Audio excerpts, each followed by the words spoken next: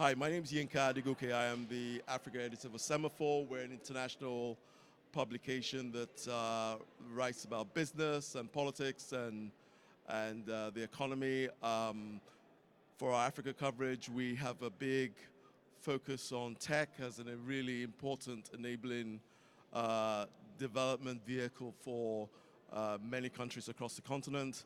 And we get an opportunity to talk to two people who are thinking about if you like, the policy infrastructure of the continent and sort of ideas and ways in which, good examples of ways that countries can perhaps, or agencies within countries can have an influence on the way the local tech ecosystem operates. I've been having a conversation with Zifo earlier, just talking about the work you guys are doing, and I just thought I'd give you an opportunity to just give a quick sort of like, if you like, 30-second intro to those who may not know about the work your organization does. Hi all, my name is Zipo. I'm from an organization called the Technology Innovation Agency.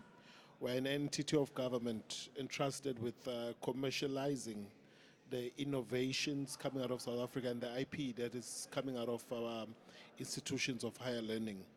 We've been in the space for about 15 years. 15 years might seem like a long time, but it's really not. And I think I'll break this down for you further on as we chat about where we are and what the gaps are and what the opportunities are for VC and the fund managers in the room. Thank you. Yeah, 15 years is a long time in Africa, particularly in this space. Is your mic working? Yeah. Yeah, a lot can happen in 15 years. Yeah? Please do an intro of yourself and your organization and how. Okay, thanks, Inka. My name is Tendai. I think I've had a couple of sessions already on the platform. So I work for an organization called the Enriching Africa Center, and we are an ecosystem aggregator where we house incubators, You have to look beyond whatever the latest trend is and really get in, creating opportunities, which is what, when government works well, that's what government does best, right? Is to enable the environment. Talk a little bit about what you're doing there. So we have to see the bigger picture. And I always say to people, in order to understand the space we play in and why we'll say 15 years is not really a long time, is particularly because we came into this being the first, and we've had to enable and build an ecosystem from the ground up.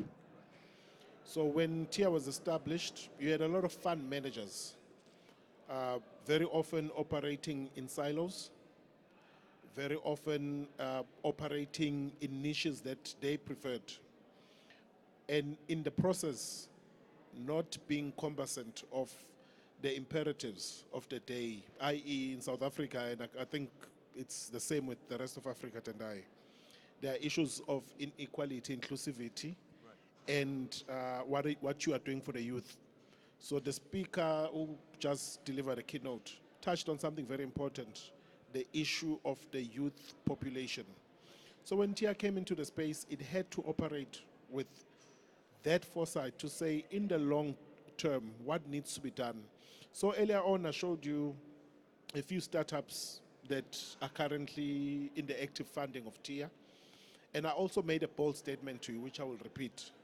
I don't think there's an innovator under this room today who has not directly or indirectly benefited from TIA. The panel before us had a gentleman by Lunga. When he referred to the Irish Tech Challenge, you probably think it's just Ireland Tech Challenge, but it's a TIA-funded initiative that we support in partnership with the Embassy of Ireland. We've been working with Dogpatch Labs since 2013 in sending a cohort like Lunga, who's now well established, for them to go and learn. We do the same with the Swiss, we do the same with the UK. We did a program a few years ago with the Finnish. So we do these programs, particularly to enable the tech ecosystem. But outside that, we've also got a need as a country for plugging in gaps where there's infrastructure shortages. So an innovator, tech startup, a tech innovator starting out in Langa, Kukuletu, or Khayelitsha, which are the local townships here in Cape Town, needs a facility where they can go access platforms that they would otherwise not have access to from the comfort of their homes. And when I showed you one of the videos, you saw H3D and you said you thought it's a UCT. We work with the UCTs, with the UWCs, with the TUTs, all 23 universities across the country to make sure that we've got infrastructure that could be accessed by researchers and innovators to enable that ecosystem. So we are going to where no one else has went, and that's particularly been the biggest hurdle for us, to build a track that is going to enable those who are going to come after us and have a run. on it. Yeah. We are happy now that we are working with Enriching Africa on some of those initiatives. Fantastic. So the matchmaking that they are doing is a big component of something that they are taking off our shoulders so that we can focus on other programs. No, that's fantastic, and it's a really good example of what I was saying about being an enabler. Talk a little bit about Enriching Africa and the way your role in the ecosystem and how it works. So maybe what I would do is, Yinka, I would take it up from where Zippo has left it off at, yeah? So Zippo has just mentioned how in-country innovation agencies, whether government funded or public-private sector collaboration funded, the activities that they do in-country. So now when you look at the broader ecosystem, either regionally in terms of Southern Africa, East, West, North, or even at a larger scale when we're looking at it between continents, we're now looking at how do we cross-pollinate what is happening in country A to be able also to be happening in country B. What can we benchmark from country B that we can learn in country A? And how can we create market access, expansion? How can we support the technology transfer? How can we have the knowledge transfer and sort of like best practices? So if you leave that, like he has just taken it from a micro perspective. So the Enriching Africa Center looks at it from a very macro perspective, where we're now looking at each country as a hub, so to say. How many countries do you operate in right now? So currently we have a network of, so we call them champions. So these are ecosystem enablers or support agencies, so we call them champions. We have a community of 150 champions that are split 2/3 in Africa and a third in Europe. So in Europe, we're mainly working with the EU member states. So we are now able to then be able to create a direct link, whether it's at university, higher institution, tech transfer unit, direct link with a twin in the other country. We are now so able to aggregate funding opportunities that the incubators and accelerators in their individual capacities or in their individual country would not necessarily have had access to. So the center then now brings it closer to them. One extra activity is that you will find that maybe the incubators or accelerators do not have the capacity, human capital or technical, to be able to participate in some of these funding opportunities. The center, from its panoramic view, is able to convene consortiums, because we now know within each country who has which competency. We are now able to convene consortiums and say, why doesn't TIA work with this one and this one and this one? Come together into a consortium. We can lead the consortium as Enriching Africa, provide the technical capacity in the technical grant writing, etc., etc. We put in that bid, and collectively, a bid that individually would not have been able to win, now as a consortium with a multi-region focus and mandate, we can participate and win things like that. I'll give you an example in point. There is a project that we are currently working on where TIA is a consortium partner called the SEAD project, SEADE, strengthening the digital ecosystems of Africa in research and innovation. It's a Euro and Africa collaboration funded by the European Union. Ordinarily, a single entity wouldn't have been able to get that bid, but that convening power of the center brings different players. So we've got pilot countries, Ghana, Kenya, South Africa, Senegal. and Senegal. And there are different hubs in each of those countries that the center brought in. So, that brings me to the point with yourselves. Do you, is it just through them that you do the sort of your Pan-African work, or do you do it by yourselves directly? So we have bilateral agreements in place with a number of countries across the continent, but we are also learning that there's more value in the consortiums rather than the bilateral arrangements. Could you just explain what you mean by the consortiums, please?